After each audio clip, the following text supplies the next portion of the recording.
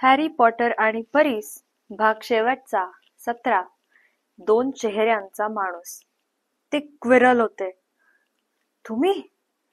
हॅरीनं अचंबित होऊन विचारलं. क्विरल हसले. आता त्यांचा चेहरा मुळीच वेडावाकडा होत नव्हता. हो, मीच. मला तू इथे भेटशील असं वाटलं नव्हतं पॉटर, ते शांतपणे म्हणाले. पण मला वाटलं होतं स्नेप, सिव्हियस. क्विरल हसले. ते त्यांचं नेहमीचं कापरं थरथरणारं रूप नव्हतं, तर अगदी थंड आणि धारदार हास्य होतं. हो ना, सिव्हियस त्या प्रकारचा वाटतो नाही का? त्याला असा वटवाघुळासारखा इथे तिथे भिरभिरताना ठेवायचा होता ना. त्याच्याशिवाय ग ग ग गरीब तोत्रा प्रोफेसर क्विरल इथे कसा आला असता? हॅरीला एकदम काही कळेना. हे खरं नसावं, शक्यच नाही. पण स्नेपने तर मला ठार मारण्याचा प्रयत्न केला होता. तुझी मैत्रीण मिस ग्रेंजर अपघातानं माझ्यावर येऊन आदळली. त्यावेळी ती क्विडिच सामन्याच्या वेळी त्या स्नेपला पेटवायला निघाली होती. तिनं मी तुझ्यावर रोखलेली नजर तोडली. काही सेकंदानंतर मी केरसुडीवर स्वार होऊन पसार झालो. जर स्नेप त्यावेळी तुला वाचवण्यासाठी काही मंत्र म्हणून उशाप देत नसते ना, तर मला माझा बेत साधता आला असता. स्नेप आणि मला वाचवण्याचा प्रयत्न करत होते? हो ना. त्यांनी सामन्यात पंचाचं काम का स्वीकारलं असं तुला वाटतं? तुला हेच बघायचं होतं की मी पुन्हा तसा प्रयत्न करू नये. गंमतच आहे म्हणा. त्यांनी एवढा त्रास घ्यायलाच नको होता. डंबलडोरचं माझ्यावर लक्ष असताना मला ते जमणं शक्यच नव्हतं. बाकी सगळ्या शिक्षकांना असं वाटत होतं की स्नेप ग्रायफिंडॉरना सामना जिंकू देत नाहीयेत. त्यांनी स्वतःहूनच आपल्याला अप्रिय करून घेतलं होतं. आणि वेळेचं तरी किती अपव्य आहे, कारण नाहीतरी आज रात्री मी तुला मारणारच आहे. क्विरल शांतपणे म्हणाले. क्विरलनं आपली बोटं मोडली. विरळ हवेतून दोर निघाला आणि त्यानं हॅरीला घट्ट आवळलं. तू जिवंत राहून फार आवाज करतोस पॉटर. हॅलोविनच्या वेळी शाळेत तसा भटकत होतास, कारण माझ्या माहितीप्रमाणे तू मला त्या परिसराचं रक्षण कोण व कसं करतंय ते पाहून परत येत असताना बघितलं होतंस. तुम्हीच त्या दैत्याला आत येऊ दिलं होतं ना? नक्कीच. दैत्याच्या संबंधात मला विशेष गती आहे. मी त्या दैत्याला नंतर दालनात काय केलं होतं तू बघितलंस ना? दुर्दैवानं ज्यावेळी सर्वजण त्याला शोधत धावपळ करत होते, त्यावेळी ज्यांना माझ्यावर संशय होता ते स्नेप सरळ मला बघायला 3ऱ्या मजल्यावर गेले. तो दैत्य तुला मारू शकला नाहीच. शिवाय तो त्रिमुखी कुत्राही स्नेपचा पायाचा चावा घेऊन वेगळा करू शकला नाही. आता तू चुपचाप वाट बघ पॉटर. मला या चित्तवेधक आरशाचं जरा निरीक्षण करू दे. आणि आता हॅरीच्या ध्यानात आलं की क्विरलच्या मागे भिंतीवर जे काही होतं तो चानमेका आरसा होता. हा आरसा म्हणजे तो परी शोधण्याची गुरुकिल्ली आहे. क्विरल पुटपुटत होते आणि आरशाच्या चौकटीवर टकटक करत होते. डंबलडोर काही घेऊन तुझ्या मदतीला येतील असं वाटलं होतं, पण ते तर लंडन मध्ये. ते इकडे परततील तोपर्यंत मी खूप दूर गेलेलो असेल. आता क्विरलला बोलतं ठेवणं एवढंच हॅरी करू शकत होता, त्यामुळे त्यांना आरशावर आपलं लक्ष केंद्रित करता येणार नव्हतं. मी तुम्हाला आणि स्नेपला अरण्यात बघितलं होतं, तो सहज म्हणाला. हो, आरामात आरशाभोवती फिरत क्विरल म्हणाले आणि ते आरशाची मागील बाजू बघू लागले. त्यावेळी तो माझ्या मागावर होतेच. माझी योजना कुठपर्यंत आली असेल याचा शोध घ्यायचा प्रयत्न करत होते. त्यांना माझा सतत संशय येत होताच. मला भिववण्याचाही प्रयत्न केला त्यांनी. जेव्हा लॉर्ड व्होल्डेमॉर्ट माझ्या बरोबर असत त्यावेळी ते तसं करू शकले असते. क्विरल आरशा मागून निघून त्याच्या समोर आले आणि त्यात आधाशीपणाने बघू लागले. मला तो परीस दिसतोय. मी तो माझ्या मालकांना नजर करणारे, पण तो आहे तरी कुठे? हॅरी त्या विळखा घालणाऱ्या दोरीशी झटापट करत होता, पण ते त्याला जमलं नाही. पण त्या क्विरलला आरशावर पूर्णपणे लक्ष केंद्रित होऊ बघण्यापासून थोपायला हवंच होतं. पण स्नेप तर सतत माझा द्वेष करीत असावेत असं वाटत होतं. हो, ते खरंय, क्विरल सहज म्हणाले. खरंय ते. ते इथे हॉगवर्ट्सला तुझ्या वडिलांबरोबर होते, तुला माहित नाही का? ते एक दुसऱ्याचा द्वेष करीत, पण त्यांना तुला मारायचं नव्हतं. पण मी तुम्हाला काही दिवसापूर्वीच फुंदत असताना बघितलं होतं. मला वाटलं स्नेप तुम्हाला काही धाक दाखवत असावेत. प्रथमच क्विरलच्या चेहऱ्यावर भीती दिसली. काही वेळा मला माझ्या मालकांच्या सूचना पाळता येत नाही. ते एक महान जादूगार आहेत आणि मी दुबळा पडतो, ते म्हणाले. तुमचं म्हणणं आहे तुमच्या बरोबर तिथे वर्गात होते? हॅरीनं आश्चर्याने विचारलं. ते तर माझ्याबरोबर सतत असतात. क्विरल संथपणे म्हणाले. मी जेव्हा विश्वभ्रमण करत होतो त्यावेळी ते मला भेटले. त्यावेळी मी एक मूर्ख तरुण होतो. चांगलं काय आणि वाईट काय याच्याबद्दल माझ्या विचित्र कल्पना होत्या. माझं काय चुकत होतं ते लॉर्ड व्होल्डेमॉर्टनं मला दाखवून दिलं. खरं म्हणजे चांगलं किंवा वाईट असं काही नसतंच. खरी असते ती सत्ता आणि ती हस्तगत करण्यासाठी प्रयत्नशील असलेले लोक. तेव्हापासूनच मी इमाने त्यांची सेवा करत आलोय. पण तरी पुष्कळदा मी त्यांच्या अपेक्षेनुसार काम करू शकलो नाही. त्यांना त्यामुळे माझ्याशी कठोरपणाने वागावं लागत होतं. क्विरल एकदम थरथर कापले. ते सहसा चुकीबद्दल क्षमा करत नाहीत. मला ज्यावेळी ग्रिंगॉट्स मधून परीस चोरता आला नव्हता त्यावेळी ते खूपच नाराज झाले होते. त्यांनी मला शिक्षा केली आणि ठरवलं की माझ्यावर लक्ष ठेवण्यासाठी त्यांना माझ्या जवळच राहायला हवं. क्विरलचा आवाज मंद होत गेला. हॅरीला आपली डायगॉन ॲलीची भेट आठवली. त्यानं असा वेडेपणा केलाच कसा? त्यानं त्याच दिवशी क्विरलला तिथे बघितलं होतं. लिकी कॉटन मध्ये त्यांच्याशी हस्तांदोलनही केलं होतं. क्विरलनं स्वतःशीच काहीतरी बडबड केली. मला तर हे काहीच कळत नाहीये. तो परीस या आरशाच्या आत आहे का? मी आरसाच फोडून टाकू का? हॅरीच्या मनात सारखे विचार येतच होते. मला यावेळी जगातील सर्वात आधी हवी असणारी गोष्ट म्हणजे क्विरलच्या पूर्वी मला तो परीस हस्तगत करायला हवा. त्याच्या मनात आलं. खरं म्हणजे मी यावेळी त्या आरशात बघितलं तर त्यात मी तो परीस माझ्या हाती असलेला दिसेल, म्हणजेच तो कुठे लपवून ठेवलाय हे देखील मला दिसेल.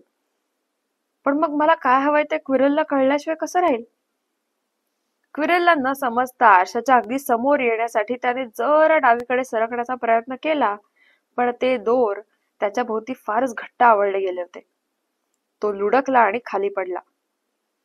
क्विरलनं तिकडे लक्ष दिलं नाही. तो तर स्वतःशीच बोलण्यात दंग होता. हा आरसा करतो तरी काय? तो कसं काम करतो? मला मदत करा ना स्वामी. आणि हॅरीला धक्काच बसला. एक आवाज आला खरा, पण तो आवाज तर क्विरल पासूनच आल्यासारखा वाटत होता. त्या पोराचा उपयोग कर. क्विरल आता हॅरीकडे वळले. पॉटर, इकडे ये. त्यांनी पुन्हा एकदा टाळी वाजवली आणि हॅरीला आवळणारा दोर सुटून पडला. हॅरी हळूच उभा राहिला. इकडे ये. या आरशात बघ आणि त्यात काय दिसतंय ते मला सांग. क्विरलनं पुन्हा म्हटलं. हॅरी चालत त्यांच्याकडे आला. मला खोटं बोलायलाच हवं, हॅरीनं विचार केला. मला बघायला तर हवं, पण जे दिसेल त्याच्याऐवजी ते खोटं सांगायला हवं. क्विरल त्याच्या जवळ मागे येऊन थांबले. क्विरलच्या फेट्यातून येणारा विचित्र वास हॅरीच्या नाकात शिरला. त्यानं आपले डोळे मिटले. तो आरशाच्या समोर आला आणि पुन्हा डोळे उघडले. त्याला आपलं प्रतिबिंब दिसलं. पांढरट घाबरलेला चेहरा. पण एका क्षणानंतर ते प्रतिबिंब त्याच्याकडे बघून हसलं. त्यानं आपला हात खिशात घातला. एक रक्तवर्णी लाल दगड बाहेर काढला. त्यानं आपले डोळे मिचकावले आणि तो दगड पुन्हा खिशात ठेवून दिला. त्यानं तसं करताच हॅरीला आपल्या खिशात खरोखरच काहीतरी जड पडल्याचं जाणवलं. कसंही का होईना, आश्चर्यकारक रीतीने अखेर त्याने परीस हस्तगत केलेला होता. काय दिसतंय तुला? क्विरल अधीर होऊन म्हणाले. हॅरीला आता जरा धाडस आलं. मी तर डंबलडोरशी हस्तांदोलन करताना दिसतोय. मी तो ग्रॅफिंडॉरसाठी तो गृहचषक जिंकलाय, त्याने विचारपूर्वक सांगितलं. क्विरलची पुन्हा चिडचिड झाली. बाजूला हो, ते म्हणाले. हॅरी बाजूला सरकला तर त्याला आपल्या पायाला परीसाचा स्पर्श झालेला जाणवला. त्यानं आता तिथून पळ काढावा का? पण तो तिथून 5 पावलेही चालला नसेल तोच एक मोठा आवाज आला. पण क्विरल मात्र स्वतः बोलत नव्हते. तो खोटा बोलतोय. पॉटर, पुन्हा इकडे. मला खरं काय ते सांग. काय बघितलं होतंस तू? क्विरल ओरडले. मोठा आवाज पुन्हा म्हणाला. मला त्याच्याशी प्रत्यक्ष बोलू दे, समोरासमोर. स्वामी, तुम्ही तेवढे सशक्त नाही आहात. माझ्याजवळ पर्याप्त शक्ती आहे या कामासाठी. हॅरीला वाटलं की सैतानाचा फास त्याला जागीच आवळत असावा. तो आपली एक नस देखील हलवू शकत नव्हता. दगडासारखा स्थिर उभा राहून त्यानं क्विरलला आपला फेटा सोडताना बघितलं. हे चाललंय तरी काय? तो फेटा बाजूला पडला. त्याविना क्विरलचं डोकं फारच छोटं दिसत होतं. ते जागीच हळूच वळाले. हॅरी ते बघून किंचाळणारच होता, पण त्याचा आवाजच निघाला नाही. ज्या ठिकाणी क्विरलच्या डोक्याची मागची बाजू असायला हवी होती त्या ठिकाणी एक दुसरा चेहरा होता. हॅरीनं कधीही बघितला नव्हता असा भयानक चेहरा. तो अगदी खडूसारखा पांढरा होता. लाल गुंजेसारखे डोळे होते आणि नाकपुड्यांच्या जागी सापासारख्या 2 फटी होत्या. हॅरी पॉटर, तो चेहरा म्हणाला. हॅरीनं मागे सरकण्याचा प्रयत्न केला पण त्याचे पाय हलूच शकले नाही. बघ मी आता काय झालंय ते. केवळ छाया आणि वाफ. मी जेव्हा दुसऱ्या कोणाच्या देहात प्रवेश करतो तेवढाच मला आकार लागतो. पण आपल्या हृदयात आणि मनात मला स्थान देणारे असतात. गेल्या काही आठवड्यात युनिकॉर्नच्या रक्तानं मला शक्ती दिली आहे. तू माझा विश्वासू क्विरल याला अरण्यात ते पिताना बघितलंच आहेस. आणि एकदा का ते अमृत मला मिळालं की मग मी स्वतःसाठी एक शरीर निर्माण करू शकेन. आता तुझ्या खिशात असलेला तो परीस मला देत का नाहीस? म्हणजे त्याला ठाऊक होतं. हॅरीला आपल्या पायात एकदम प्राण आल्याचं जाणवलं. तो मागे सरण्यासाठी धडपडला. मूर्खपणा करू नकोस. आपला स्वतःचा जीव वाचव आणि मला शरणी आहे. नाहीतर तुझाही शेवट तुझ्या आई वडिलांप्रमाणेच होईल. ते माझ्याकडे दयेची याचना करता करताच मरण पावले. खोटारडा, हॅरी एकदम ओरडला. क्विरल आता आपल्या पाठीकडून चालत त्याच्याकडे येत होता. त्यामुळे व्होल्डेमॉर्ट त्याला अजूनही बघू शकत होता. तो दुष्ट चेहरा आता हसत होता. किती करुण दृश्य आहे. मला साहस नेहमीच आवडतं. हो ना पोरा, तुझे आई वडीलही साहसी होते. मी तुझ्या वडिलांना आधी मारलं. त्यांनी माझ्याशी निकराचा सामना केला पण तुझ्या आईला मारायला नको होतं. ती तुझं रक्षण करायचा प्रयत्न करत होती. आता मला तो परीस दे बरं. जर तुला ती फुकट मेली असं वाटत नसेल तर. कधीही नाही. हॅरीनं ज्वाळांनी वेढलेल्या दाराकडे धाव घेतली पण व्होल्डेमॉर्ट किंचाळले. धर त्याला! आणि दुसऱ्या क्षणी हॅरीचं मनगट क्विरलच्या हाती सापडलं.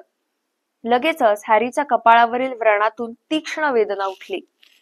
त्याला वाटलं की आपल्या डोक्याची फुटून 2 शकलं होणार आहेत. तो ओरडला. त्यानं सर्व शक्तीनिशी धडपड केली आणि आश्चर्य म्हणजे क्विरलने त्याला सोडून दिलं. डोक्यातील वेदना कमी झाल्या. त्यानं वेगानं आसपास बघत क्विरल कुठे गेले त्याचा वेध घेतला आणि बघितलं तर ते वेदनेनं तळमळत लोळागोळा होऊन पडले होते. आपल्या बोटांकडे बघत होते. त्याच्या डोळ्यात देखत त्यावर मोठाले फोड आले होते. धर त्याला! धर त्याला! व्होल्डेमॉर्ट किंचाळला. क्विरल धावले. त्यांनी हॅरीला तंगडी अडवून सपशेल खाली पाडलं आणि त्यावर बसले. गळ्याभोवती दोन्ही हात टाकले. हॅरीचा तो व्रण त्याला काही दिसू देत नव्हता पण तरी वेदनेनं ओरडणारा हॅरी त्यांना दिसत होता. स्वामी, मी त्याला धरून ठेवू शकत नाहीये. माझे हात, माझे हात! आणि जरी क्विरलनी आपल्या पायांनी हॅरीला जमिनीवर दाबून ठेवलं होतं, त्यांची मान सोडली होती तरी स्वतःच्या तळहातांकडे घाबरलेल्या नजरेनं बघत होते. ते जळालेले लाल चकाकते असे हॅरीला दिसत होते. मग त्याला मारून टाक आणि कायमची सुटका करून घे. व्होल्डेमॉर्ट किंचाळले. क्विरलने एक भयंकर शाप देण्यासाठी आपला हात उचलला पण उत्स्फूर्तपणे हॅरी उठला आणि त्यानं क्विरलचा चेहराच धरला. क्विरलने एकदम त्याला सोडून दिलं.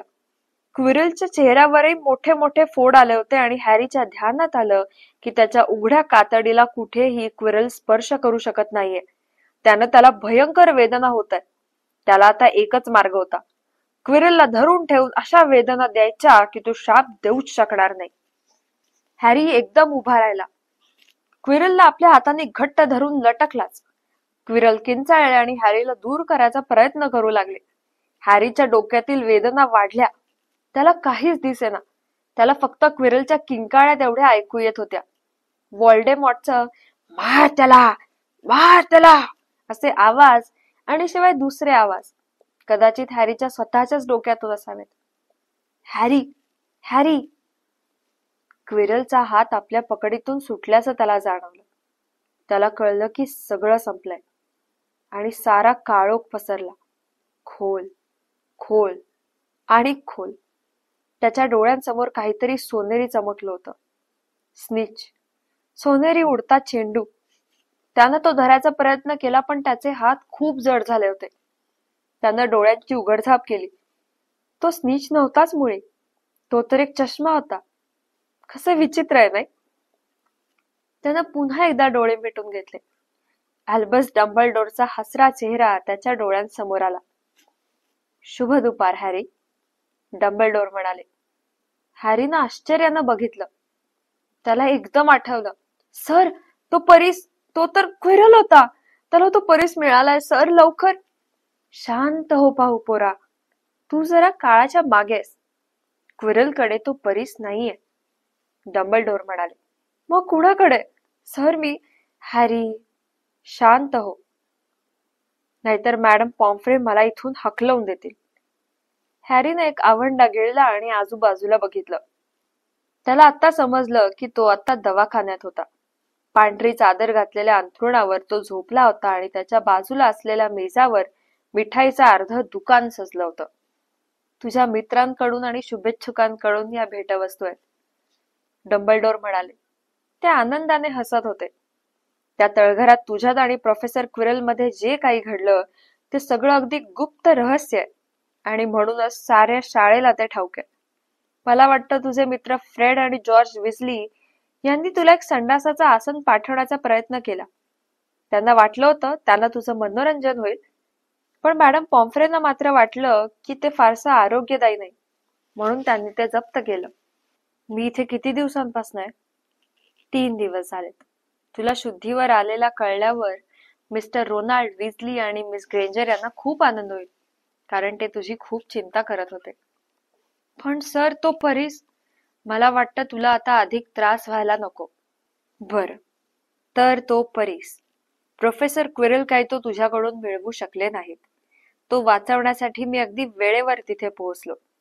तसं तू आपण स्वतः सर्व काही उत्तम तऱ्हेने करत होतास हे मला कबूल करायलाच हवं. तुम्ही तिथे आला होतात, तुम्हाला हरमानीचं घुबड मिळालं होतं. आमची वर हवेतच चुकामुक झाली असेल. मी लंडनला पोहोचताच माझ्या ध्यानात आलं की ज्या ठिकाणी मी यावेळी असायला हवं होतं ते स्थान मी नेमकं सोडून आलोय. क्विरलला तुझ्यापासून दूर करायला मी अगदी वेळेवर पोहोचलो होतो. म्हणजे ते तुम्ही होतात. मला धास्ती वाटत होती की मला उशीर होईल म्हणून. तुम्हाला जवळजवळ उशीर होणारच होता, कारण मला त्यांना त्या परिसापासून अधिक काळ दूर ठेवणं जमलंच नसतं.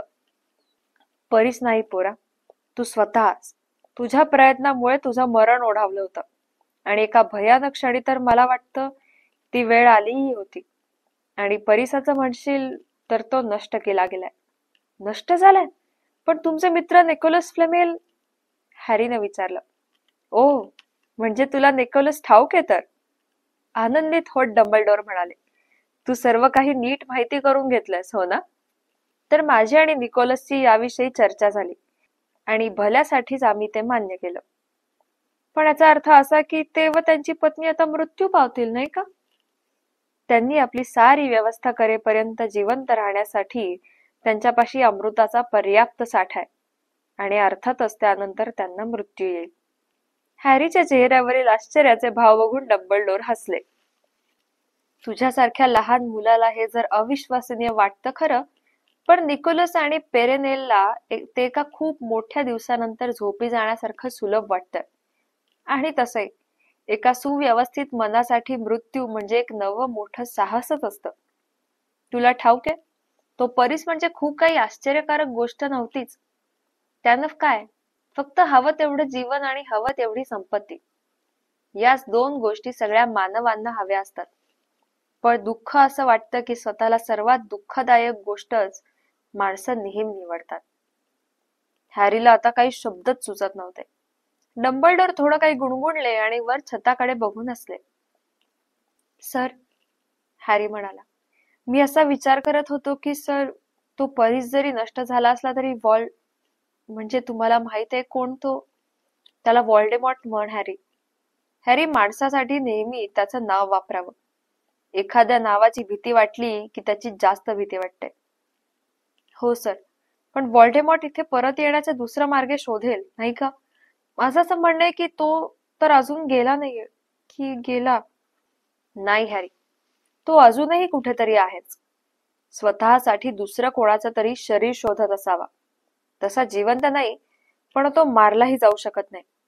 त्यानं क्विरलचं शरीर मरण्यासाठी सोडून दिलं. तो आपल्या शिष्यांवर आपल्या शत्रून एवढीच दया करतो. तरी पण हॅरी, तू जरी त्यानं पुन्हा सत्ता प्राप्त करणं पुढे ढकललेलं असलं तरी पुन्हा अशी जवळजवळ हार होणारी लढाई लढण्यासाठी आणि कोणीतरी पुढे येईल. त्यामुळे त्याला जर पुन्हा विलंब झाला आणि असं वारंवार घडलं तर तो कधीच सत्ता काबीज करू शकणार नाही. हॅरीनं मान डोलावली, पण लगेच थांबला, कारण त्यानं त्याच्या डोक्याला त्रास होत होता. मग तो म्हणाला, सर, आणि कशा काही गोष्टी आहेत ज्याबद्दल मला काही विचारायचंय, जर तुम्ही मला सांगणार असाल तर. अशा गोष्टी ज्यांच्याबद्दल सत्य मला समजून घ्यायचंय. सत्य. डंबलडोरने उसासा सोडला. ती तर एक सुंदर आणि भयानक गोष्ट आहे आणि म्हणून तिच्या बाबतीत खूप काळजी घ्यायला हवी. पण तरी नाही म्हणाला तसं काही सबळ कारण नसेल तर मी तुझ्या प्रश्नांना उत्तर देईन, आणि जर नाही म्हणावंच लागलं तर तू मला क्षमा करशील. पण मी अर्थातच खोटं सांगणार नाही. बरं सर. व्होल्डेमॉर्ट म्हणाला की तिनं त्याला मला मारण्यापासून थांबवलं म्हणून माझ्या आईला त्यानं मारलं. पण मुख्य म्हणजे त्याला मला मारण्याचं कारणच काय होतं? डंबलडोरनी एक दीर्घ उसासा सोडला. अरे रे, तू जो पहिलाच प्रश्न मला विचारलास त्याचंच उत्तर मी देऊ शकणार नाही. पण ते तुला एक दिवस कळेल. तो विचार सध्या तुझ्या डोक्यातून काढून टाक हॅरी. तू जेव्हा वृद्ध होशील, तुला असं म्हटलेलं आवडणार नाही मी जाणतो, तर तू जेव्हा त्यासाठी तयार असशील तेव्हा तुला ते कळेल. आणि त्यावर वाद घालणं चांगलं नाही हे हॅरीला समजलं. पण क्विरल मला स्पर्श का करू शकला नाही? तुला वाचवण्यासाठी तुझ्या आईनं आपले प्राण गमावले. जर एक कोणती गोष्ट व्होल्डेमॉर्टला कधीही कळली नसेल तर ती म्हणजे प्रेम, माया. त्याला हे कधीही कळलंच नाही की जसं तुझ्या आईचं तुझ्यावर प्रेम होतं तसं अत्यंत सशक्त प्रेम आपली काही आठवण ठेवून जातं. तो एखादा व्रण नसतो, दृश्य खूणही नसते. असं उत्कट प्रेम असणं, जरी ते करणारी व्यक्ती नसली तरी आपल्याला नेहमीसाठी काही संरक्षण देत असतं. ते तर तुझ्या रोमारोमात भिनलंय. क्विरल, ज्यात द्वेष अगदी खच्चून भरला होता, हाव होती, महत्वाकांक्षा होती. व्होल्डेमॉर्ट बरोबर आपला आत्मा त्यानं एक केला होता. याच कारणामुळे तो तुला स्पर्श करू शकत नव्हता. असं काही चांगलं ज्यात आहे त्याच्या शरीराला स्पर्श करणंही त्याला अत्यंत वेदनामय होत होतं. खिडकीच्या काचेवर असलेल्या एका पक्षाकडे बघण्यात डंबलडोर जरा गुंग झाले तेवढ्यात हॅरीला आपले अश्रू चादरीवर पुसायला सवड मिळाली. आपला गळा साफ करून तो पुन्हा बोलता झाल्यावर हॅरी म्हणाला, आणि तो अदृश्य करणारा झगा, तो कुणी मला पाठवला होता तुम्हाला ठाऊक आहे? हो, तुझ्या वडिलांनी तो माझ्याकडे ठेवायला दिला होता आणि मला वाटलं होतं की तुला तो आवडेल. डंबलडोरचे डोळे चमकले. कामाच्या गोष्टी असतात या. तुझे वडील इथे असताना सामान्यतः स्वयंपाकघरातून खाद्यपदार्थ चोरण्यासाठी तो वापरत. आणि केक. बोल. क्विरल म्हणाले. स्नेप. Professor Snape Harry. हा तेच. क्विरलनी सांगितलं की ते माझा द्वेष करतात कारण ते माझ्या वडिलांचाही द्वेष करत होते. हे खरं आहे का? हो, ते दोघं एक दुसऱ्याचा द्वेष करीत, पण अगदी तू आणि मिस्टर मॅल्फॉय करता तसा तितका नाही. आणि मग तुझ्या वडिलांनी असं काही केलं की स्नेप त्याला कधी क्षमा करू शकले नाहीत. काय? त्यांनी स्नेपचा जीव वाचवला होता. काय? हो ना. डंबलडोर विचारपूर्वक म्हणाले. लोकांची मनही कशी विचित्र असतात ना. प्रोफेसर स्नेपना तुझ्या वडिलांच्या उपकाराचं ओझं सहन होत नव्हतं. माझा विश्वास आहे की यावर्षी त्यांनी तुझा जीव वाचवण्यासाठी एवढी जीवापाड मेहनत घेतली ते तुझ्या वडिलांच्या आणि तुझ्या उपकारातून मुक्त होण्यासाठी. त्यानंतर ते शांतपणे तुझ्या वडिलांची आठवण करून त्यांचा द्वेष करायला मोकळे झाले असते. हॅरीनं ते कोडं समजण्याचा प्रयत्न केला पण त्याचं डोकं पुन्हा दुखायला लागल्याने त्याने ते सोडून दिलं. आणि सर, एक गोष्ट आणखी. फक्त एकच? मला तो परी आरशातून बाहेर कसा मिळाला? तू हे विचारलंस, बरं वाटलं. ती माझीच एक आणिक सुंदर कल्पना होती. आणि फक्त तुझ्यात आणि माझ्यात मी हे सांगतोय. हे बघ, फक्त एकच व्यक्ती जिला हा परी शोधायचा तर होता, शोधायचा होता पण वापरायचा नव्हता. तिलाच हा मिळायला हवा होता. दुसरे लोक तर त्याच्यापासून सोनं बनवण्यात किंवा अमृत पिण्यात गर्क झाले असते.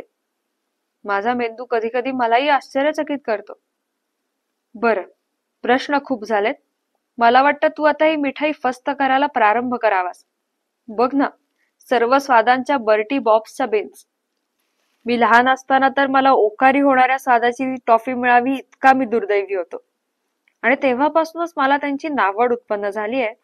पण वाटतं एखादी छानशी कॉफी घेणं माझ्यासाठी सुरक्षित असेल. आणि तुला? हॅरी हसला आणि त्याने एक सोनेरी तपकिरी बीन त्याच्या तोंडात टाकली. त्याला एकदम ठसकाच लागला. तो म्हणाला, अरे यार, कानातला मळ. मॅट्रेन मॅडम पॉम्फ्रे फारच चांगल्या होत्या, पण अत्यंत कडक. फक्त 5च मिनिटं. हॅरीनं विनवलं. अजिबात नाही. पण तुम्ही प्रोफेसर डंबलडोरना तर आत येऊ दिलं. हो अर्थात, ते हेडमास्तर आहेत. त्यांची गोष्ट निराळी आहे. तुला विश्रांतीची गरज आहे. मी विश्राम मस्त करतोय. बघा ना, निजून तर आहे नुसता. हो म्हणा ना मॅडम पॉम्फ्रे. बरं चल, पण फक्त 5च मिनिटं हा. त्या म्हणाल्या आणि त्यांनी रॉन व हर्मायनीला आत सोडलं. हॅरी, असं वाटलं की हर्मायनी त्याच्या अगदी गळ्यातच पडेल. पण तिनं स्वतःला आवरलं आणि हॅरीला बरं वाटलं, कारण अजूनही त्याचं डोकं दुखणं थांबलं नव्हतं.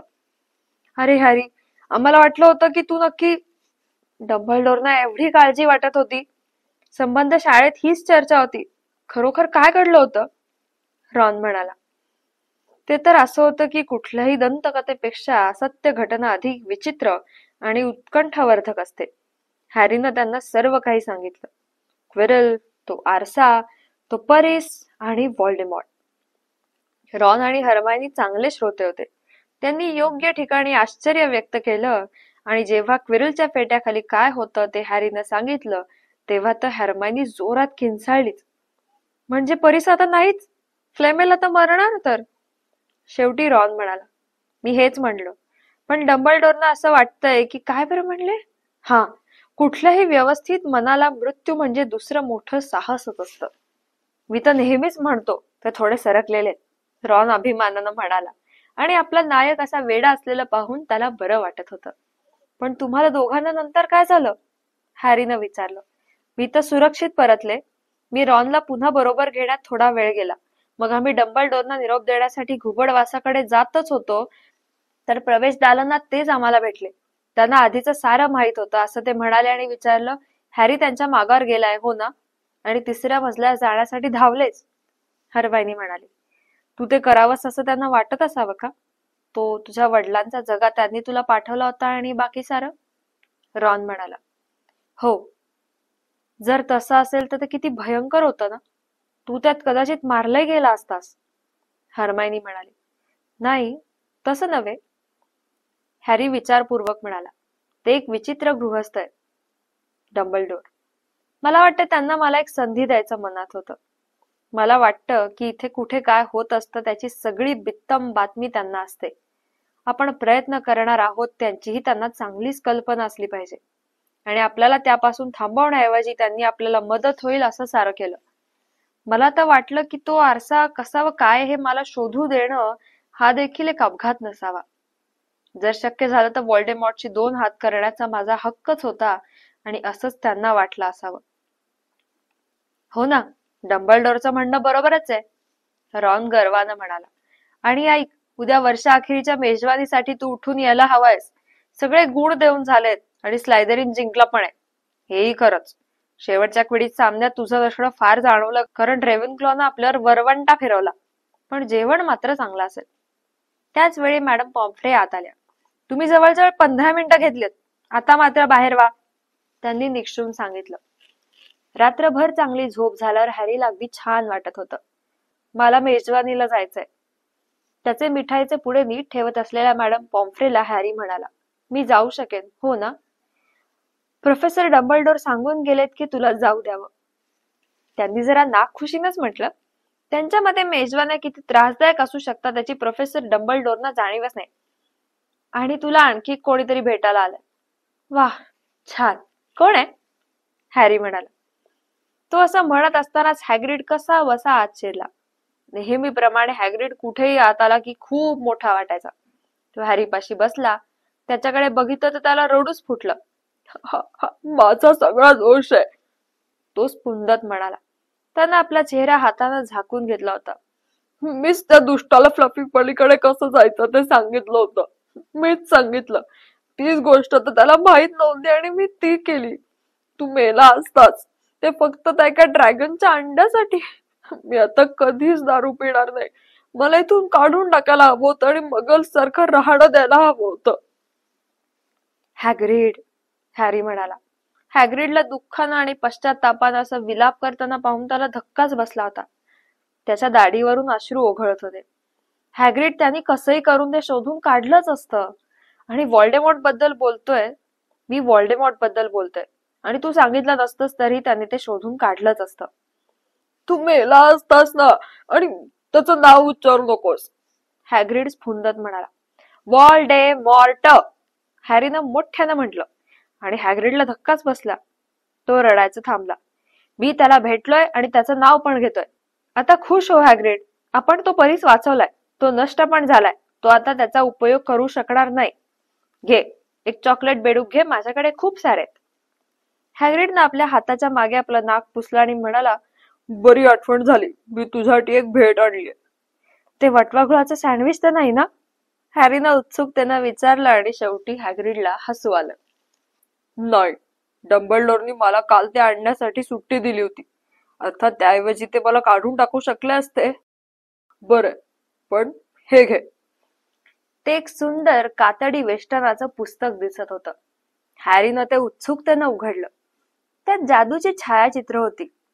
त्यातील प्रत्येक पानावर त्याचे आई बाबा त्याच्याकडे बघून हसत आणि हात हलवत होते. तुझ्या आई वडिलांच्या जुन्या साऱ्या शाळा मित्रांकडे घुबड पाठवून ही छायाचित्र मागवली. तुझ्याजवळ नाही ते ठाऊक होतं. तुला आवडली का? हॅरीला बोलवेस ना, पण हॅग्रीडला सारं समजलं. त्या रात्री हॅरी एकटाच खाली वर्षा अखेरीच्या मेजवानीसाठी गेला. निघण्यापूर्वी शेवटच्या तपासणीसाठी मॅडम पॉम्फ्रेनी त्याचा थोडा वेळ घेतलाच. ते मोठं दालन आधीच पूर्ण भरलं होतं. स्लायदरींच्या हिरव्या आणि चंदेरी रंगाच्या सजावटीनं त्यांनी गृहचषक सलग 7व्या वर्षी जिंकल्याचं दर्शवलं होतं. एक भला मोठा फलक स्लायदरींचं नागचिन्ह दाखवत मुख्य मेजाच्या मागील भिंत व्यापून होता. हॅरीनं प्रवेश करताच आधी एकदम शांतता पसरली आणि मग प्रत्येक जण मोठ्याने बोलू लागला. ग्रायफिंडॉरच्या मेजामागे हॅरी, रॉन व हर्मायनीच्या मध्ये तो जाऊन बसला आणि सर्वजण त्याला बघण्यासाठी उभे राहत होते तिकडे त्याने दुर्लक्ष केलं. सुदैवानं एक क्षणभरानं डंबलडोर आले. सगळा कल्लोळ थांबला. आणिक एक वर्ष संपलं, डंबलडोर आनंदानं म्हणाले. आणि आपल्या चविष्ट मेजवानीचा स्वाद घेण्यापूर्वी मी तुम्हाला एका म्हाताऱ्याच्या भाषणाने थोडा त्रास देऊ चाहतो. काय सुंदर वर्ष होतं हे. मला आशा आहे की तुमच्या डोक्यात पूर्वीपेक्षा अधिक बरीच माहिती भरली गेली असावी. तुम्हाला आता ती डोकी पुढल्या वर्षासाठी पुन्हा रिकामी करून ठेवण्यासाठी पूर्ण उन्हाळा आहे. आता मला वाटतं गृहचषक दिला जायला हवा आणि गुण हे असे आहेत. चौथं स्थान ग्रायफिंडॉर 312 गुण, तिसरं स्थान हफलपफ 352 गुण, रेव्हनक्लॉ 426 आणि स्लायदरीन प्रथम स्थान 472. स्लायदरीनच्या मेजावरून टाळ्या, शिट्ट्या, पाय वाजवण्याचं तुफानच उठलं होतं. हॅरीला ड्रॅको मॅल्फॉय आपला पेला मेजावर आपटताना दिसला. ते एक किळसवाणच दृश्य होतं. हो हो, अभिनंदन स्लायदरीन, डंबलडोर म्हणाले. परंतु काही अलीकडच्या घटनांचाही विचार करायला हवा. सभागृहात एकदम शांतता पसरली. स्लायदरीन वाल्यांचं हास्य थोडं मावळलं. ऐका, मला अगदी शेवटच्या क्षणाचे काही गुण द्यायचे आहेत, डंबलडोर म्हणाले. मला बघू द्या. हा, पहिला मिस्टर रॉनल्ड वीजली. रॉनचा चेहरा लाल झाला. तो उन्हाने तापल्यासारखा लाल दिसू लागला होता. कित्येक वर्षात हॉगवर्ट्सने न बघितलेल्या बुद्धिबळाच्या अप्रतिम खेळाबद्दल मी ग्रायफिंडॉरला 50 गुण देत आहे. ग्रायफिंडॉर वासियांच्या कल्लोळानं तर वरचं जादूचं छतही हादरलं. त्यावरचे तारेही हादरतायत असं वाटत होतं. पर्सी अन्य प्रिफेक्ट्सना सांगताना ऐकू येत होता. माझा भाऊ आहे तो, तुम्हाला ठाऊक आहे का? माझा सर्वात धाकटा भाऊ. त्यानं मॅकगॉनिगलचा प्रचंड बुद्धिबळपट जिंकलाय आणि पार केलाय. पुन्हा एकदा शांतता पसरली. दुसरं मिस हर्मायनी ग्रेंजर. समोर आग जळत असताना शांतपणे तर्कशुद्ध वागणुकीसाठी मी ग्रायफिंडॉरला 50 गुण देत आहे. हर्मायनीनं आपल्या उंजळीत आपला चेहरा झाकून घेतला. हॅरीला वाटलंच की तिला अश्रू आवरलेच असावेत. ग्रायफिंडॉरच्या मेजावर नुसता जल्लोष होता. त्यांचे 100 गुण वाढले होते. तिसरा हॅरी पॉटर. डंबलडोर म्हणाले. सभागृहात चिडीचूप शांतता पसरली. शांत चित्त आणि अद्भुत साहसासाठी मी ग्रायफिंडॉरला 60 गुण देत आहे. आत्ताचा जल्लोष मात्र कांठळ्या बसवणारा होता. ओरडतानाच ज्यांनी ते गुण मोजले असतील त्यांना कळून चुकलं की ग्रायफिंडॉरचे गुण 472 अगदी स्लायदरीन एवढेच झाले होते. आता त्यांनी गृहचषकासाठी बरोबरी केली होती. जर डंबलडोरने फक्त 1 गुण अधिक दिला असता तर. डंबलडोरने आपला हात उंचावला. सभागृह पुन्हा शांत झालं. सभागृहात पुन्हा हळूहळू शांतता पसरली. साहस सर्व प्रकारची असतात. डंबलडोर हसत म्हणाले. शत्रूसमोर कोणीही उभा राहील, पण प्रसंगी मित्रांसमोर साहसाने उभं राहणं फार अवघड असतं. त्यासाठीच मी मिस्टर नेव्हिल लॉंगबॉटम यांना 10 गुण देत आहे. सभागृहाच्या बाहेर जर कोणी उभं असेल तर त्याला प्रचंड स्फोट झाला आहे असंच वाटलं असतं. एवढा प्रचंड जल्लोष ग्रायफिंडॉरच्या बाजूनी होत होता. हॅरी, रॉन व हर्मायनी जल्लोष करायला उभे राहिले. त्याच वेळी धक्का बसल्याने पांढरा पडलेला नेव्हिल त्याला मिठीत घेणाऱ्या लोकांच्या गर्दीत दिसेनासा झाला. त्यांना आजपर्यंत ग्रायफिंडॉरसाठी कधीच गुण मिळवला नव्हता. हॅरी ओरडत असतानाच रॉनला बगलेट टोचत होता आणि आजपर्यंत कधी नव्हता एवढा आश्चर्यचकित आणि भयभीत झालेल्या मॅल्फॉयकडे बघत होता की जणू कुणी त्याच्यावर संपूर्ण शरीर बंधनाचा शाप दिला असावा. याचा अर्थ असा, डंबलडोरनं टाळ्यांच्या कडकडाटाहून मोठ्यानं बोलत सांगितलं, कारण रेव्हनक्लॉ आणि हफलपफ वाले स्लायदरीन हारल्यानं जल्लोषात सामील झाले होते. आपल्याला या सजावटीत जरा बदल करायला लागेल. डंबलडोरने टाळी वाजवली आणि दुसऱ्या क्षणी हिरव्या रंगाचा तांबडा आणि चंदेरीचा सोनेरी रंग झाला. भला मोठा स्लायदरीनचा नाग अदृश्य झाला होता आणि त्या जागी ग्रायफिंडॉरचा प्रचंड सिंह अवतरला होता. प्रोफेसर स्नेप प्रोफेसर मॅगॉनिगलशी हस्तांदोलन करत होते. ते बळजबरीनं कसे बसे हसत होते. त्यांनी हॅरीकडे बघितलं आणि हॅरीच्या लगेच ध्यानात आलं की स्नेपच्या त्याच्याबद्दलच्या भावनांमध्ये अजिबात बदल झाला नाहीये. हॅरीला त्याच्याबद्दल काहीच काळजी वाटली नाही. त्यामुळे असं वाटलं की हॉगवर्ट्सला आता पुढल्या वर्षीचं जीवन सामान्य असेल. इतकं सामान्य की हॉगवर्ट्सला असणं शक्य असावं. हॅरीच्या जीवनातील ती सर्वोत्तम सायंकाळ होती. क्विडिचचा सामना जिंकणं वा नाताळचा सण असो वा तो पर्वतप्राय दैत्य मारणं यापेक्षाही आनंदाची गोष्ट होती.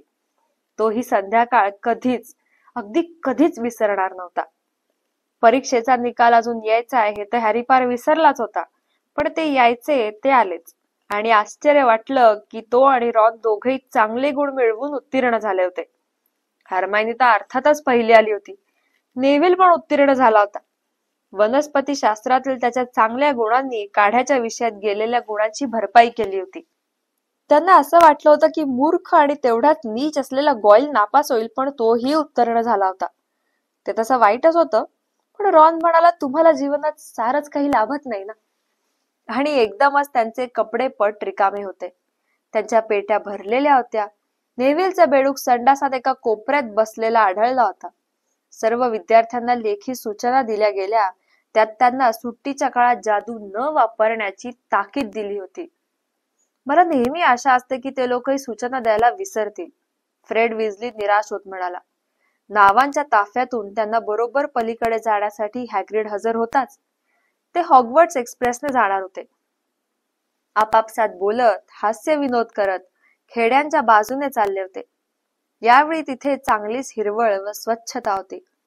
मगलच्या शहरांच्या बाजूने जाताना बर्टी बॉट्सचे सर्व स्वादयुक्त बीन्स खात होते. आपल्या जादूगारांचे झगे उतरवून त्यांच्या जागी जॅकेट्स आणि कोट चढवत होते आणि फलाट क्रमांक 9:15 वर किंग्स क्रॉस स्टेशनात त्यांची गाडी प्रवेश करती झाली. ते सर्व फलाटावरून बाहेर पडेपर्यंत थोडा वेळ लागला.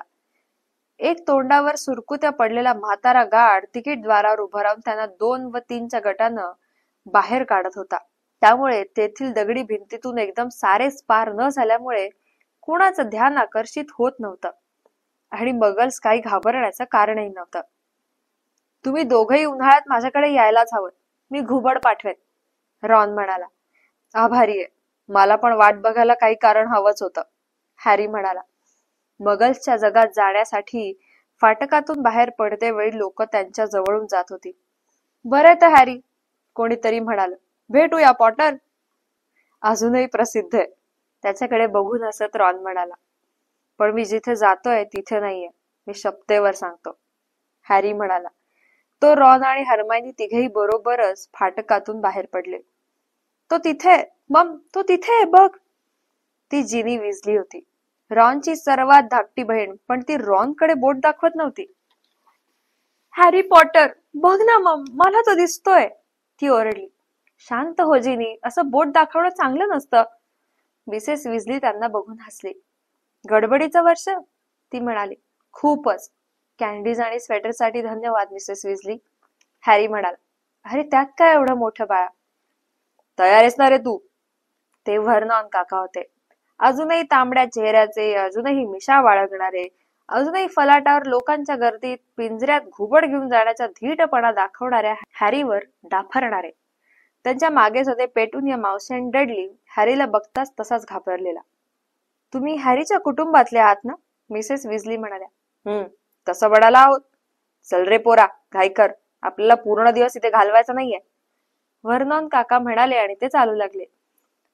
रॉन व हर्मायनीला निरोप देण्यासाठी हॅरी थोडा घुटमळला.